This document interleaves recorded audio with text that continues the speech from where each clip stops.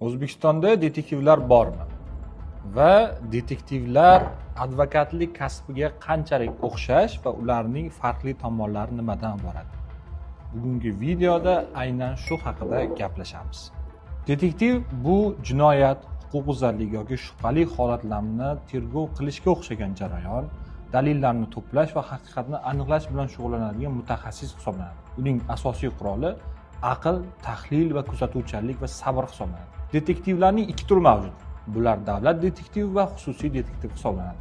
O'zbekistonda detektivlikka ruxsat bormi degan savolga javob beradigan bo'lsak, O'zbekistonda detektivlikka ruxsat yo'q, lekin qo'shnimiz Qozog'istonda detektivlik faoliyati litsenziyalangan faoliyat turi hisoblanadi va ularda detektivlar mavjud. Umuman olganda detektivlik kasbi bilan advokatlik kasbi o'xshash, faqatgina detektivlar sud jarayonlarida ishtirok etmaydi. Detektiv ham, advokat ham haqiqiy holatni aniqlashga, dalillarni to'g'riligini tekshirishga va dalillarni yig'ishga, holat to'g'rimi, noto'g'rimi, protsessual normalarga amal qilingan yoki qilinmaganligiga e'tibor qaratadi. Biroq detektivlar sud jarayonlarida qatnashmaydi. Advokatlar esa sud jarayonlarida qatnashib, ushbu yig'ilgan dalillarni qonunga mosligini tushirib chiqishadi.